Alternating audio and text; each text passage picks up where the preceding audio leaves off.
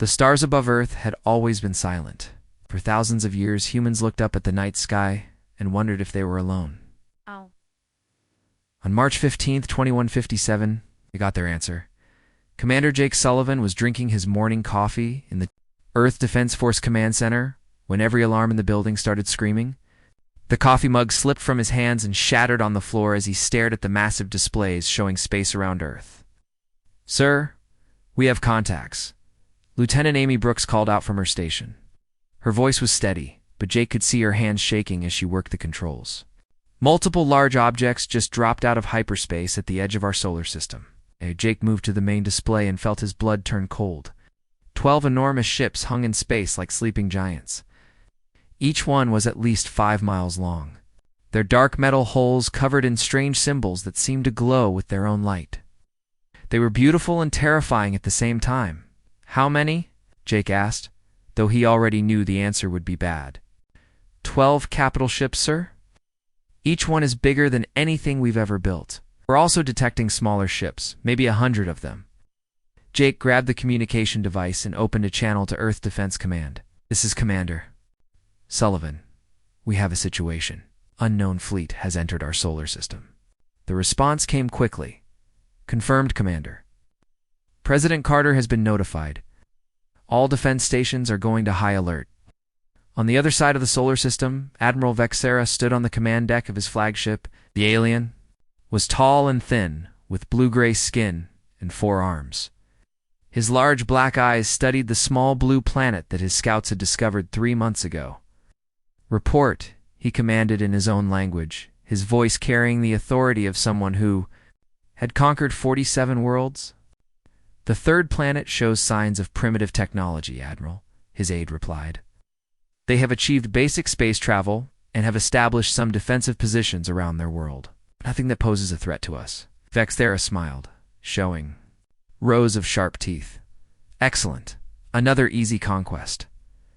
"Have they detected us?" "Yes, Admiral. Their crude sensors picked us up when we arrived. They seem to be activating what they call defense systems." The Admiral laughed, a sound like grinding metal. "Defense systems? Against us? Prepare the standard surrender demand. Tell them they have 7 of their solar cycles to submit to the Empire. After that, we demonstrate our power." Back on Earth, Jake was now in a meeting with the planet's top leaders. President Ryan Carter sat at the head of the table, his face grave. Defense Secretary Katie Stone was there, along with General Steve Martinez and Captain Lisa Morgan from the Orbital Defense Station. "The aliens have sent us a message," President Carter said. "They want us to surrender. They're giving us 7 days. 7 days? General Martinez snorted. "How generous of them." Jake studied the translated message on his tablet. The aliens called themselves the Zephyrian Empire. They claimed to rule over 300 worlds and had never been defeated. In battle, they wanted Earth to join their empire willingly, or they would take it by force. "What do we know about their technology?" Captain Morgan asked. Dr. Nathan Phillips, Earth's top scientist, cleared his throat. "Based on our scans, their ships use some kind of energy shielding we've never seen before. Their weapons appear to be plasma-based, much more advanced than anything we have. In a straight fight, we would lose badly. And we don't fight them straight," Katie Stone said quietly. Everyone turned to look at her. "We've been preparing for this day for 50 years. Not for aliens specifically, but for an enemy we couldn't match in technology." President Carter nodded slowly. "The asymmetric warfare protocols." "Exactly. Can't beat them ship to ship. But we know things they don't. We know our planet. We know how to fight dirty. We know how to make them regret ever finding us." Felt a chill run down his spine, but it wasn't fear. It was excitement. "You're talking about guerrilla warfare on a planetary scale?" "I'm talking about showing these aliens what happens when they mess with humanity," Katie replied. The next 6 days passed in a blur of activity. All around Earth, people prepared for war. The aliens expected to see panic and surrender broadcasts. Instead, they saw something they had never encountered before. In New York, construction crews worked around the clock to build hidden bunkers and weapon caches. In Tokyo, engineers modified civilian vehicles to carry military equipment. In London, scientists worked on new weapons designed specifically to fight aliens.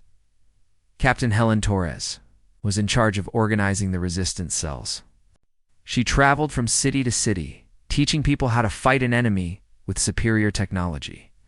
The aliens could monitor their communications, so everything had to be done in person. Remember she told a group of volunteers in Chicago, there? Used to fighting other aliens who think like they do. They're not used to fighting humans. We don't give up. We don't surrender. And we sure don't fight fair. The volunteers nodded grimly. They knew the odds were against them, but they were ready. To fight anyway. It was the most human thing possible. On the sixth day, the aliens sent another message.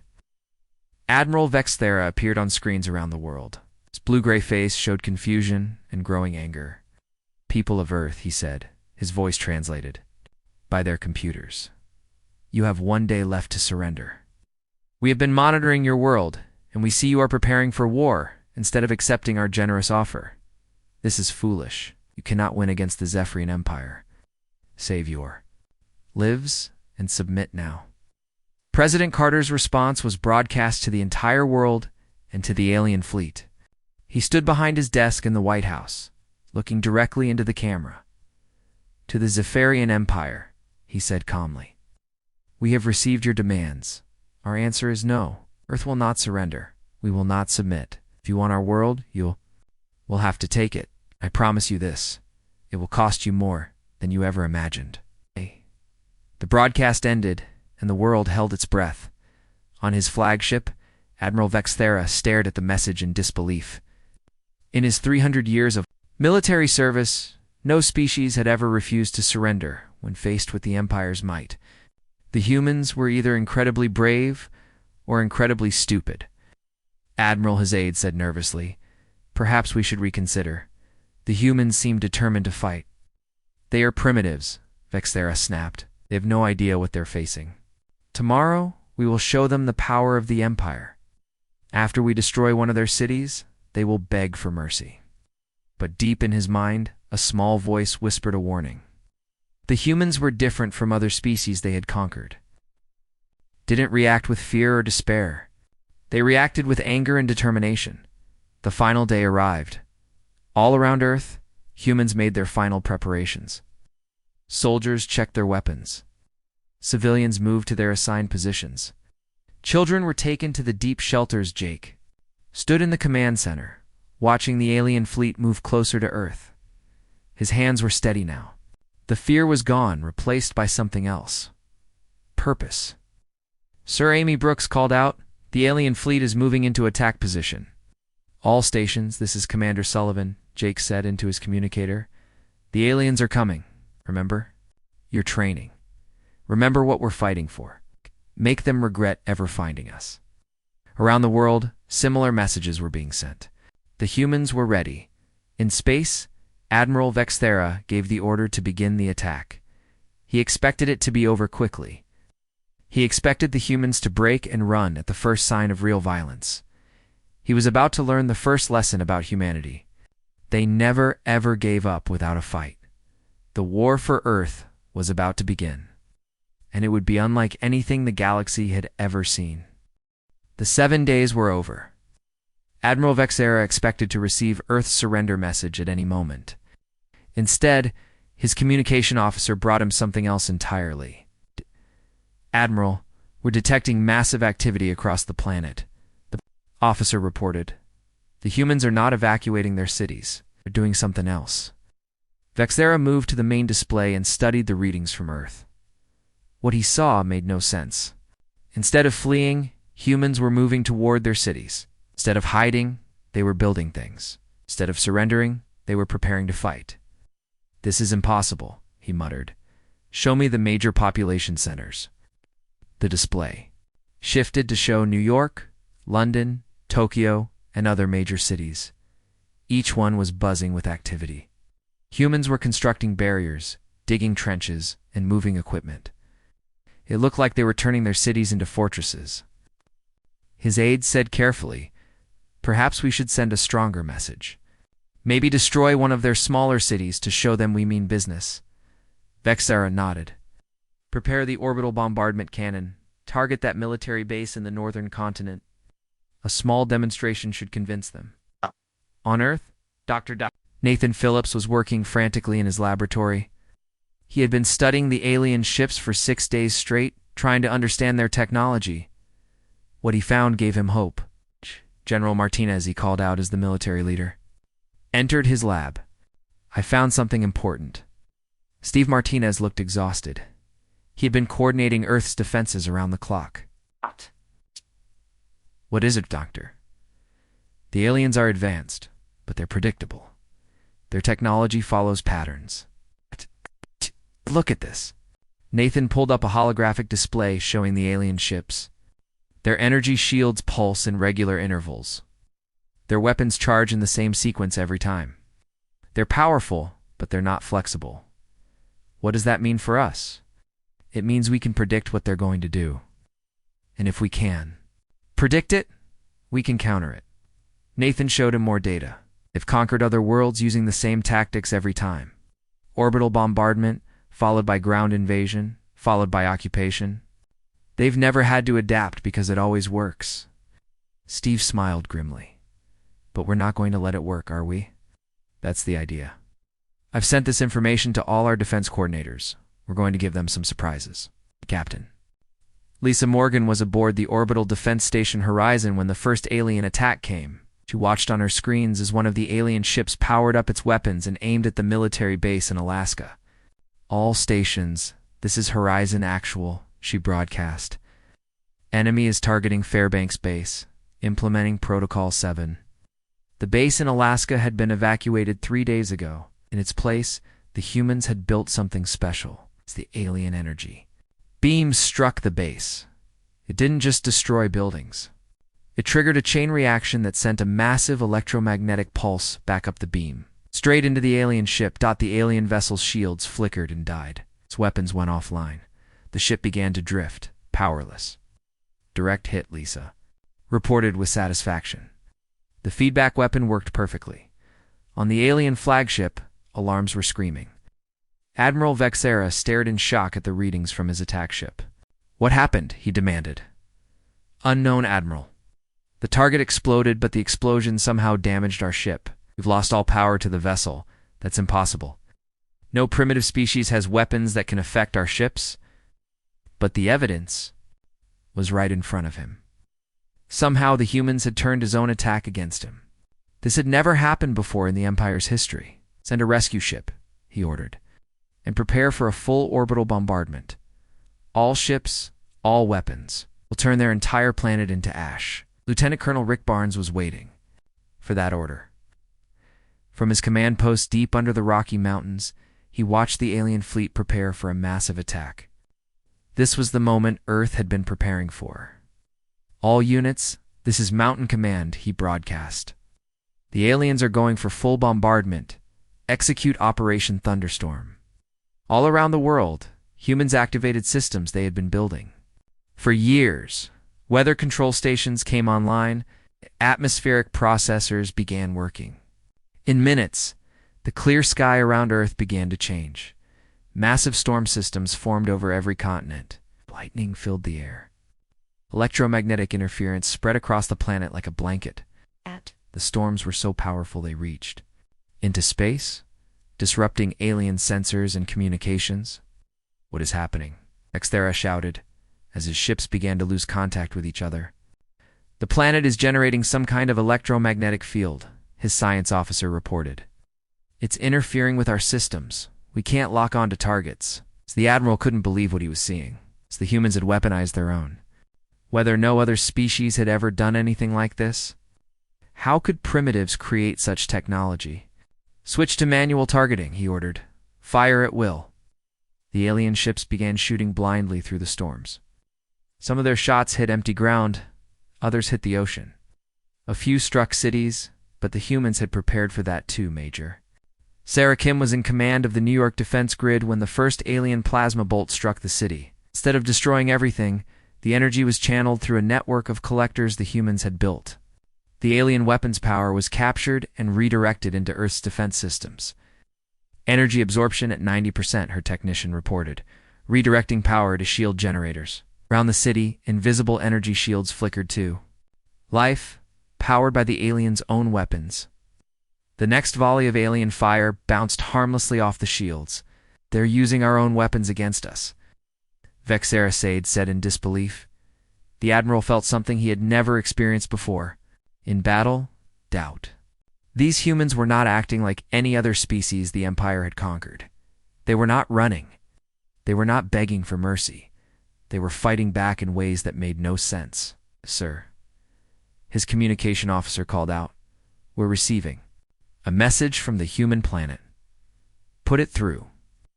The face of President Ryan Carter appeared on the screen. He looked calm and determined.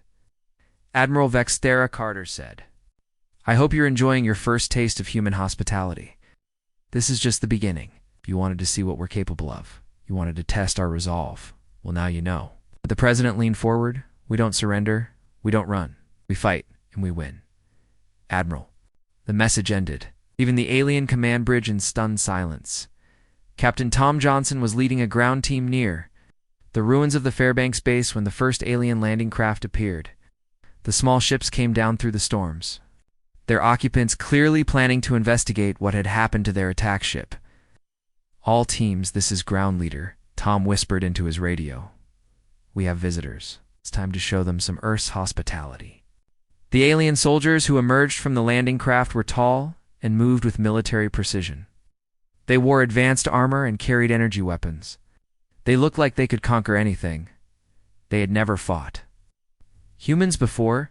Tom's team had spent weeks preparing the area around the base. Every tree, every rock, every piece of ground had been turned into a potential weapon. As the aliens moved forward, the humans struck. The aliens found themselves fighting an enemy that was everywhere and nowhere. Humans attacked from hidden positions, then disappeared. They used the terrain like a weapon. They fought in ways that broke every rule of civilized warfare. They're like ghosts, one of the alien soldiers reported before his radio went dead. Within an hour, the entire alien landing force was either dead or captured. The humans had not lost a single soldier. Dr. Rachel Green was waiting when the alien prisoners were brought to the secure facility. She was eager to study them, to understand how their bodies worked. What she found amazed her. They're physically superior to us in almost every way, she reported to General Martinez. Stronger, faster, more resilient. But they have a weakness. What kind of weakness? They're not adaptable. Their bodies are designed for their homeworld's environment. They can't handle changes in temperature, humidity, or atmospheric pressure. As well as we can, more importantly, they're not used to fighting in unpredictable conditions. Rachel pulled up her test results. We can survive in environments that would kill them. We can adapt to situations that would panic them. We can think our way out of problems that would stop them cold. So we're not stronger or faster, Steve said. No, but we're tougher. And we're smarter. And we never give up. The battle for Earth had been raging for 3 days. The aliens had expected to conquer the planet in a few hours. Instead, they found themselves fighting a war unlike anything they had ever experienced. Every human city had become a fortress. Every human settlement was a potential trap. Every human soldier was willing to die rather than surrender. The aliens were losing ships, soldiers, and equipment at a rate that shocked their command. Admiral Vexera stood on his bridge, staring at the blue planet that had become his nightmare. His fleet was damaged. Soldiers were demoralized. His superiors were asking uncomfortable questions. Admiral Hazade said quietly, "Perhaps we should consider requesting reinforcements." The reinforcements arrived 2 weeks later. Admiral Vexera watched from his flagship as 20 more Zephyrian warships dropped out of hyperspace. Each one was filled with fresh troops and new weapons. High Command had sent their best forces to finish what should have been a simple conquest. Commander Zarthik, the leader of the reinforcement fleet, contacted Vexera immediately. His message was not friendly. "Admiral, explain to me how a primitive species has held off the empires forces for 2 weeks. Vexera felt his pride burning, but he had to tell the truth. The humans are not what they appear to be, Commander. They fight in ways we have never encountered. They use their own planet as a weapon. Impossible. No species has ever successfully resisted the Empire for more than a few days. Then you should prepare yourself for the impossible, Commander. These humans are different. On Earth, Colonel Rick Barnes was tracking the new alien ships from his command center. The arrival of reinforcements didn't surprise him. Earth's defenders had been preparing for this moment. All units. This is Mountain Command, he broadcast. We have new contacts. 32 alien ships now in the system. Time to show them what we've learned. The past 2 weeks had been a brutal education for both sides. The aliens had learned that humans were unpredictable, adaptable, and completely unwilling to surrender. The humans had learned how to fight enemies with superior technology. Captain Helen Torres was in the ruins of Detroit when the new alien ground assault began. The city had been bombed 3 times, but somehow the humans kept fighting from the wreckage. They had turned the destroyed buildings into a maze of tunnels and hidden positions. Contact 3 o'clock, her spotter whispered. Alien patrol, 12 soldiers. Helen watched through her scope as the alien soldiers moved carefully through the rubble. They were being cautious now, having learned that humans could be hiding anywhere. Their earlier confidence was gone, replaced by nervous alertness. Wait for it, Helen whispered to her team. Let them get into the kill zone. The aliens had superior armor and weapons, but they were fighting on Helen's territory now. She knew every piece of debris, every hidden passage, every way in and out of the area. The aliens were visitors in her world. When the trap sprung, it was over in seconds. The alien patrol disappeared into the rubble, their communications cut, their escape routes blocked. Helen's team moved like ghosts through the ruins, striking and vanishing before the aliens could respond. 12 more down, she reported. Human casualties. Commander Zarthik was studying the battle reports when his aide brought him the latest casualty numbers. What he saw made his blood run cold. These numbers can't be correct, he said. I've checked them twice, Commander. In 2 weeks of fighting, we've lost over 3,000 soldiers. The humans have lost less than 500. How is that possible? We have superior technology, superior training, superior numbers. The humans don't fight like soldiers, sir. Fight like hunters. They know this planet better than we do. They use everything as a weapon. Zarthik threw the report aside in frustration. Then we burn the entire planet. No more ground operations. We glass the surface from orbit, sir. High Command wants the planet intact. It has valuable resources. Then how do you suggest we conquer a species that refuses to be conquered? The aide had no answer. Nobody in the Empire had ever faced this problem before. Dr. Nathan Phillips was in his laboratory when the breakthrough came. He had been studying captured alien technology for weeks, trying to understand how their ships worked. What he discovered changed everything. General Martinez, he called excitedly. I've found their weakness. Steve Martinez hurried into the lab. What have you got, Doctor? The aliens are incredibly advanced, but they're specialists. Each ship is designed for a specific purpose. Their weapons are powerful, but inflexible. Their shields are strong, but predictable. They've never had to adapt because they've never needed to. Nathan pulled up a holographic display of an alien ship. Look at this. Their power distribution system is designed for maximum efficiency, but it can't handle sudden changes in demand.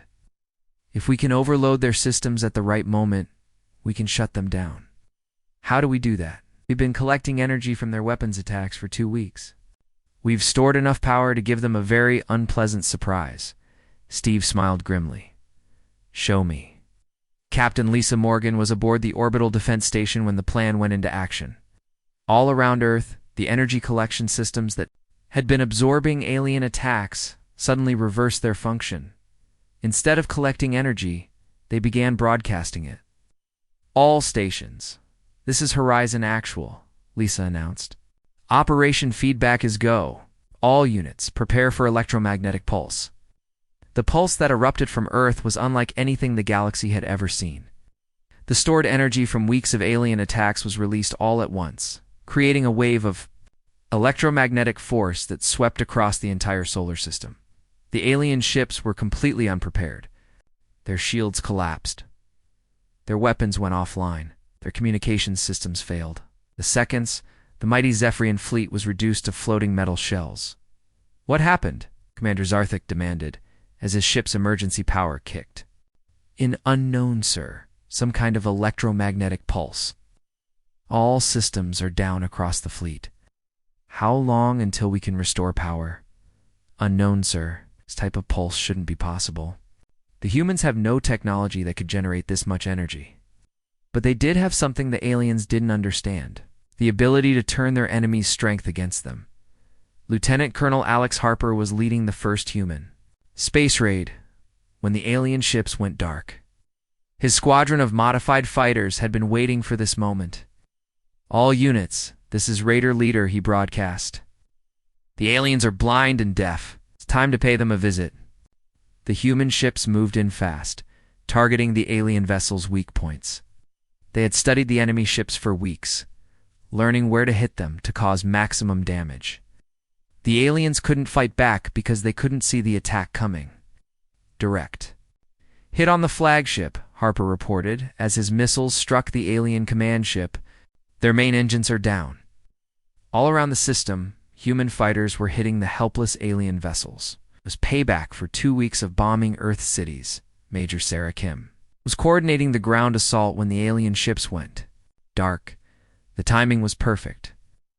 Alien ground forces suddenly found themselves cut off from their support, their communications dead, their air cover gone. "All units, this is ground command," she broadcast. "The aliens are isolated. Time to show." Then what happens when they're on the ground with us? The human forces that emerged from their hiding places were not the same ones that had first faced the aliens. They had learned from every battle, adapted to every challenge, grown stronger with each fight. They moved with the confidence of predators who had found their prey. The aliens, meanwhile, were discovering what it felt like to be helpless. Their advanced technology was useless without power. Their superior physical abilities meant nothing when they couldn't coordinate their actions. For the first time in their history, Zephyrian soldiers were running from battle. Captain Tom Johnson was leading a strike team through the wreckage of an alien landing craft when he found something interesting. The ship's computer system was still partially functional, and it contained information about the Zephyrian Empire. "You need to see this," he called to his intelligence officer. The data they found was shocking. The Empire controlled over 300 worlds, but they were all held by fear and superior technology. The aliens had never faced real resistance before. They had no experience with guerrilla warfare, no understanding of how to fight an enemy that refused to surrender. They're not unstoppable, Tom realized. They're just bullies who've never been punched back. The information was quickly transmitted to Earth's command centers. Within hours, every human leader knew the truth about their enemies. President Ryan Carter stood before the cameras in the White House bunker. Behind him, displays showed the disabled alien fleet drifting helplessly in space. "People of Earth," he said, "today we have proven something important. The Zephyrian Empire is not invincible. They are not gods. They are not unstoppable. They are bullies who have never faced anyone willing to fight back." Carter's voice grew stronger. "We have shown them what humans are capable of. We have shown them that Earth will not surrender. We have shown them that they made a mistake when they decided to attack us." The president looked directly into the camera. "And this is just the beginning." Admiral Vexthera sat in his darkened command center, listening to the reports from his officers. Half his fleet was damaged or destroyed. His ground forces were scattered and demoralized. His reinforcements were asking for their own reinforcements. "Admiral," his aide said quietly, "perhaps we should consider withdrawal." The words hung in the air like a death sentence. Withdrawal, retreat, defeat. Words that had never been spoken in the Empire's long history of conquest. "No," Vexthera said finally. Terra said finally, "We cannot withdraw.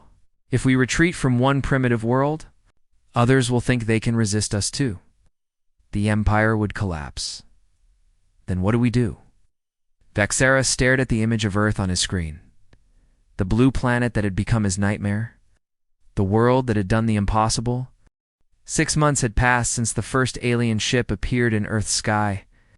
What should have been a quick conquest had turned into the longest war in Zephyrian history. Admiral Vexthera stared at the reports coming from across the Empire and felt his world crumbling.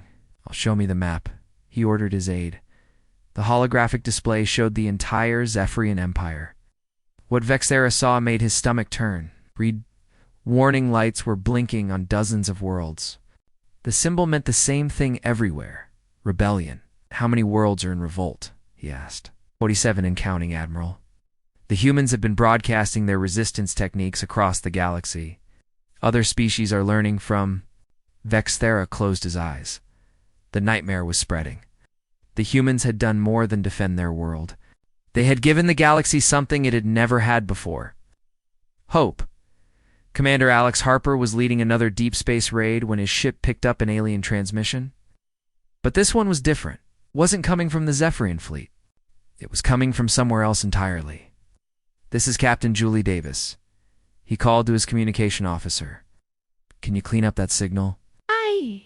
The static cleared, and suddenly they could hear voices speaking in a language that wasn't human or Zephyrian. The translation computers worked frantically to decode the message.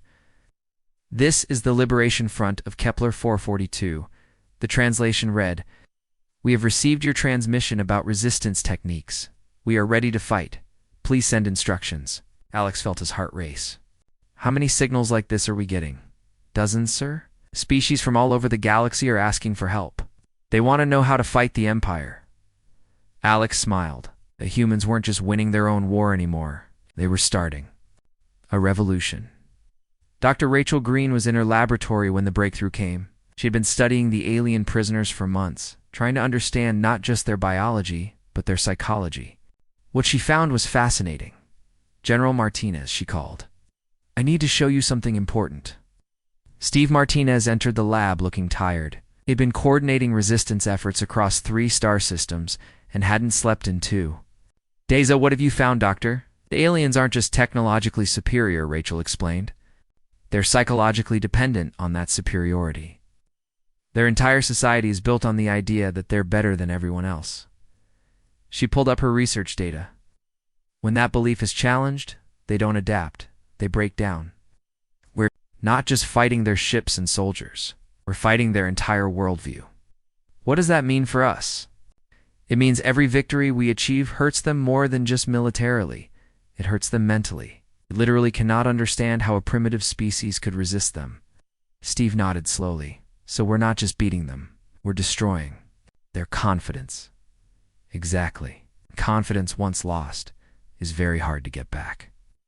Captain Helen Torres was coordinating with rebel groups on 6 different worlds when the Zephyrian counterattack came. The aliens had decided to make an example of one of the rebel worlds, sending a massive fleet to crush the uprising there. "This is Torres to all units." She broadcast across the galaxy.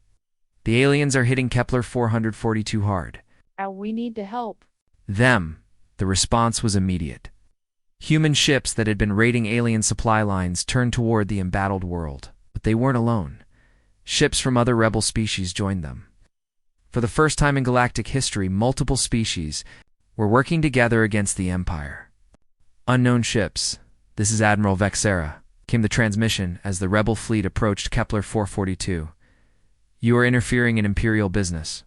Withdraw immediately or be destroyed." The response came not from the humans, but from Captain Zelter of the Andromedan Liberation Front. "Admiral, this is our business now. Your empire has terrorized the galaxy for too long. Today it ends." The battle that followed was unlike anything the galaxy had ever seen. The aliens still had superior technology, but they were facing enemies who fought like humans now, unpredictable, adaptable, unwilling to surrender. The Zephyrian fleet found itself fighting on multiple fronts against enemies who used every trick the humans had taught them. Ships that should have been easy targets turned into deadly traps. Formations that had worked for centuries were torn apart by new tactics. Lieutenant Colonel Rick Barnes was commanding the human contingent when the tide turned. The alien flagship, damaged and desperate, tried to ram one of the rebel cruisers, but the rebel ship was ready for it. "All ships, focus fire on the flagship," Rick ordered. "Let's show them what teamwork looks like." The combined fire from a Dozen different species converged on the Zephyrion flagship. The mighty ship that had terrorized worlds for decades exploded in a ball of fire and light. Admiral Vexera was no longer aboard that ship. He had transferred his flag to another vessel weeks ago, as his losses mounted. But watching his former flagship die felt like watching his career end. Admiral Hisade said quietly, "We're receiving surrender requests from 7 of our worlds. The rebellions are spreading faster than we can stop them." "How is this possible?" Vexthera demanded. "We've ruled the galaxy for 3,000 years. How can primitives destroy us so quickly?" The aide hesitated before answering. "Sir, they're not primitives anymore, they're teachers. Every species they contact learns from them. The humans have created something we've never faced before." "What? An alliance? Species working together instead of fighting each other? It's making them stronger than the sum of their parts." Professor Chris Evans was leading the diplomatic effort that was transforming the galaxy. From his command ship, he coordinated with rebel leaders across dozens of worlds. What had started as Earth's desperate defense had become a galactic revolution. "We're receiving new membership requests every day," his aide reported. 12 more species want to join the alliance." Chris looked at the star map showing the expanding rebellion. The red dots marking free worlds now outnumbered the blue dots marking Imperial territory. "How are the Zephyrians responding?" "They're pulling back to their core worlds. They don't have enough ships to fight on all these fronts." Chris smiled. "They're learning what humans figured out a long time ago. You can't rule people who don't want to be ruled." Major Sarah Kim was on the bridge of the Alliance flagship Liberty when the final phase of the plan began. The ship was heading toward the Zephyrian home system, leading a fleet of vessels from 50 different worlds. "All ships, this is Alliance. Command," she broadcast. "We are approaching Zephyria Prime. Remember, we're not here for conquest. We're here for justice." The Zephyrian home fleet was waiting for them, hundreds of ships arranged in defensive formations around their capital world. It was still an impressive sight, but something was different. The aliens were defending instead of attacking. They were afraid. "Incoming transmission from the surface," her communication officer reported. The face that appeared on the screen was not Admiral Vexera, was an older Zephyrian with elaborate robes and forearms covered in jewels. This was High Chancellor Murgoth, the leader of the entire empire. "Human ships," the Chancellor said, "we demand you withdraw from our space immediately. You have no authority here." Sarah's response was broadcast across the entire system. "Chancellor, we have all the authority we need. It's called the right to be free, something your empire forgot about a long time ago. You are primitives. You cannot threaten the empire." "We're not threatening you, Chancellor. We're replacing you." The words hung in space like a death sentence. For 3,000 years, no one had dared to speak to the empire's leaders that way. But the galaxy had changed. The humans had changed it. Captain Tom Johnson was leading a boarding party onto a disabled Zephyrian cruiser when he found the ship's data core. The information inside was beyond valuable. It contained the locations of every Imperial base, every supply depot, every secret facility in the Empire. "Command, this is Johnson. I've got the motherlode. Every Imperial secret is in here." The data was quickly transmitted to Alliance headquarters. Within hours, rebel fleets were moving toward targets the Empire thought were hidden. The careful strategy that had protected Zephyrian power for millennia was crumbling. Admiral Vexthera received the reports in his command bunker on Zephyria Prime. Every secret base discovered. Every hidden fleet found and destroyed. Every carefully guarded advantage lost. How did they know where to look? He asked his remaining staff. "The humans, sir, they're not just fighters. They're investigators. They've been studying us, learning our weaknesses, mapping our entire civilization." Vexthera realized the horrible truth. The humans hadn't just been defending themselves. They had been planning this moment from the beginning. While he thought he was conquering them, they were conquering his empire. "Sir," an aide interrupted, "we're receiving a transmission from the Alliance fleet." The face of Captain Julie Davis appeared on the screen. She looked calm and confident, nothing like the primitive the Empire had expected to crush. "Admiral Vexthera," she said, "the war is over. Your fleet is destroyed. Your empire is in rebellion. Your people are tired of fighting. It's time to surrender. Never. Vexthera snarled. The Empire does not surrender. Then the Empire dies, Julie replied simply. Your choice. 2 years had passed since the first Sephorian ship appeared in Earth's sky. The galaxy would never be the same again. Admiral Vexthera stood in his prison cell aboard the Alliance flagship Liberty, staring out at the stars he once ruled. Mighty Zephyrian Empire was gone, reduced to a single star system under Alliance protection. The species that had conquered 300 worlds now lived as refugees in their own home. Captain Ben Turner, the human officer in charge of the prison section, brought him his daily meal. The irony was not lost on either of them. Primitive human was now guarding the former master of the galaxy. Any word from the surrender negotiations? Vexthera asked quietly. Ben nodded. High Chancellor Murgath signed the final documents. This morning, the Empire officially surrenders to the Free Worlds Alliance. Vexthera closed his eyes. It was over. 3,000 years of Zephyrian dominance had ended because they made one simple mistake. They had discovered Earth. How many worlds? He asked. 412 species have joined the Alliance, Ben replied. More are joining every day. Turns out a lot of people didn't like being conquered. The numbers were staggering. What had started as one planet's desperate defense had become the largest peaceful alliance in galactic history. Species that had been enemies for centuries were now working together. The humans had done more than win a war. They had changed the entire galaxy. President Ryan Carter stood before the Alliance Council on the new capital world of New Geneva. Representatives from hundreds of species filled the Great Hall, all of them free for the first time in generations. Friends, Carter began, we gather today not to celebrate conquest, but to celebrate freedom. We are here not because we defeated an enemy, but because we discovered something better than empire. The crowd listened in respectful silence. The human president had become something like a legend across the galaxy. The man who had refused to surrender when surrender seemed certain. The Zephyrian Empire ruled through fear and superior technology, Carter continued. We will build something different. We will build a future based on cooperation, mutual respect, and the simple idea that every species has the right to determine its own destiny.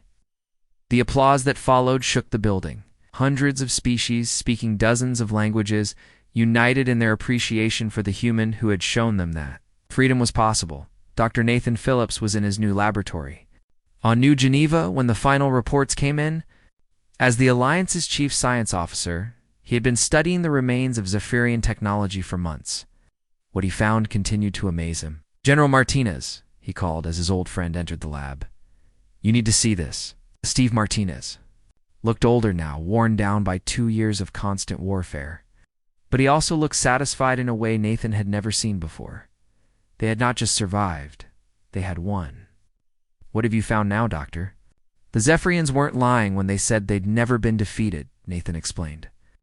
I've been studying their historical records for 3,000 years. Every species they encountered either surrendered immediately or was completely destroyed within weeks. So what made us different? Nathan smiled. We didn't follow the rules. Every other species tried to fight them using conventional military tactics. We fought them using human tactics. We were unpredictable, adaptable, and too stubborn to quit. Steve laughed. So we won because we're too dumb to know when we're beaten. We won because we're human. Being human, it turns out, is a pretty powerful thing. Captain Lisa Morgan was aboard the newly christened Anne's Freedom when the ceremony began. The Alliance Navy's flagship was leading a fleet of vessels from dozens of worlds on a mission of peace. They were heading to the former Zephyrian core worlds to begin the process of rebuilding. All ships, this is Freedom Actual Lisa broadcast. We are approaching Zephyria Prime. Remember, we come in peace. These people were our enemies, but they are not our enemies now. The Zephyrian homeworld appeared on the main screen, a beautiful blue-green planet that looked surprisingly like Earth. The orbital defenses that had once protected the capital of a galactic empire were gone, destroyed in the final battle. Now the planet was defenseless, dependent on Alliance protection. Incoming transmission from the surface, her communication officer reported. The face that appeared was familiar.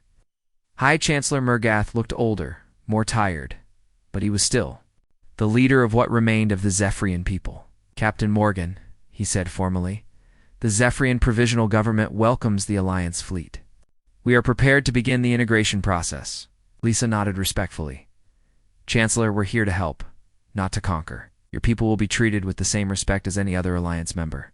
The words seemed to surprise the Zephyrian leader. He had expected humiliation, revenge, the kind of treatment his empire had given to conquered worlds. Instead, he was being offered partnership. Why? He asked simply. We tried to destroy you. We would have enslaved your entire species. Why are you helping us? Lisa's answer came not just from her, but from the human spirit that had changed the galaxy. Because that's what humans do. We don't conquer, we build. We don't enslave. We free, we don't destroy, we create. Commander Alex Harper was leading the final sweep of former Imperial territory when his ship discovered something remarkable. Hidden in a remote system was a world the Empire had tried to destroy, but failed to completely conquer. The survivors had been fighting a guerrilla war for over a century. This is Commander Harper of the Alliance fleet. He broadcast to the planet's surface. You are no longer alone. The Empire is gone. You are free. The response took several minutes to come. When it did, the voice was barely a whisper. Free? The Empire is truly gone. Destroyed by the Free Worlds Alliance, led by a species called humans. Humans. We have heard stories. Are they real? The species that refused to surrender? Alex smiled. Very real. They want to meet you. All across the galaxy, similar scenes were playing out. Worlds that had been hiding, species that had been enslaved, people who had given up hope were learning that freedom was possible again. The humans had not just won their war. They had given the galaxy its soul back. Professor Chris Evans was reviewing the final Alliance charter when the historical significance of what they had accomplished finally hit him. The document he was reading would govern the largest peaceful alliance in galactic history. Hundreds of species working together as equals. It's remarkable, he said to his aide. 3 years ago, we didn't even know aliens existed. Now we're helping to write the Constitution for a galactic government. Sir, his aide said, there's a message for you from Earth. The message was from his old colleague, Dr. Rachel Green, who had stayed behind to help rebuild their home world. Chris, her recorded message began, you should see Earth now. Rebuilding better than before. But more importantly, we're not alone anymore. Ships from dozens of worlds visit us every day. Species that want to learn from us. Work with us. Be our friends. The message continued. Children ask me what the war was about. I tell them it was about the right to be free. Really, I think it was about something more. It was about proving that being different isn't something to be ashamed of. Da-da-da. Something to be proud of. Captain Julie Davis was in the Alliance Council chambers when the final vote was taken. The motion was simple: to formally establish the Free Worlds Alliance as a permanent galactic government based on the principles of freedom, cooperation, and mutual respect. The vote was unanimous. 412 worlds, including the former Zephyrian territories, agreed to work together instead of fighting each other. The motion passes, Julie announced from her position as Council President. The Free Worlds Alliance is hereby established. May it bring peace and prosperity to all species. Oh, and may it never forget the lessons we learned from those who tried to conquer us. Admiral Vexthera watched the ceremony from his cell, his guards having allowed him to see this historic moment. The species he had tried to destroy were now leading the galaxy into a new age. The primitives he had dismissed were now the most respected voices in galactic politics. Do you regret it? Captain Ben Turner asked quietly. Vexthera considered the question. Did he regret discovering Earth? Did he regret trying to conquer humanity? Did he regret starting the war that destroyed his empire? Yes, he said finally, but not for the reasons you might think. What do you mean? I regret that it took a war to teach us what you humans knew all along, that cooperation is stronger than conquest, that freedom is more powerful than fear, that building together is better than destroying apart. Ben nodded slowly. Didn't have to be a war, you know. If you had come in peace, we would have welcomed you. I know that now. But we couldn't see it then. We were too busy being superior to notice that you were better. The ceremony on New Geneva continued for hours. Species after species stood to pledge their commitment to the Alliance and to the principles that humans had died to defend. The galaxy had found something it had never had before: hope for a better future. As the stars wheeled overhead, carrying news of the Alliance to every corner of the galaxy, one thing was certain. The Zephyrian Empire had made the greatest mistake in galactic history. They had discovered Earth, and they would regret it forever.